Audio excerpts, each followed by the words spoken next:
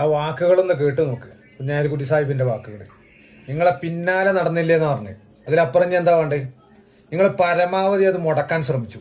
അതാണ് യാഥ. പാവപ്പെട്ടവന് കിട്ടുന്ന വീടുകൾ നിങ്ങൾ മുടക്കാൻ ശ്രമിച്ചു. പാവപ്പെട്ടവന് കിട്ടുന്ന ഭക്ഷണം നിങ്ങൾ മുടക്കാൻ ശ്രമിച്ചു.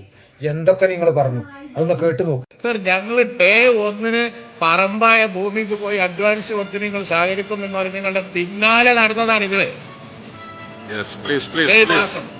പക്ഷെ നിങ്ങൾ ഭൂമി കണ്ടെത്താൻ പറ്റും. വയനാട്ടിൽ പറമ്പില്ല.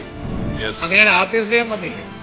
2-3 പ്രാവശ്യം ഞങ്ങൾ 7 മാസം ഞങ്ങൾ സഹകരിക്കാന്ന് പറഞ്ഞിട്ട് ഗവൺമെന്റിന്റെ പിന്നാലെ നടന്നു. സർ, ഞങ്ങള് ചെയ്യാൻ കഴിയുന്നതൊക്കെ ചെയ്തിട്ടാൻ പറ്റും. ചികിത്സാ സഹായം പൈസ ആയിട്ട്.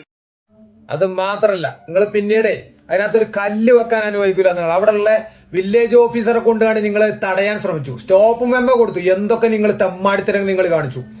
എന്തൊക്കെ തെമ്മാടിത്തരം, ഇതിലേറെ തെമ്മാടിത്തരം എന്തൊക്കെ കാണിച്ചു. നിങ്ങളെ കൊണ്ട് ഭരണകൂടത്തിന്, ഭീകരമായ ഭരണകൂടത്തിന് എന്തൊക്കെ നിങ്ങൾക്ക് ചെയ്യാൻ കഴിയുമോ അതൊക്കെ നിങ്ങൾ ചെയ്തു. പാവപ്പെട്ടവന് കിട്ടുന്ന വീട് നിങ്ങൾ ഇല്ലാതാക്കാൻ ശ്രമിച്ചു. വാക്ക് പറഞ്ഞ വാക്കാണ്.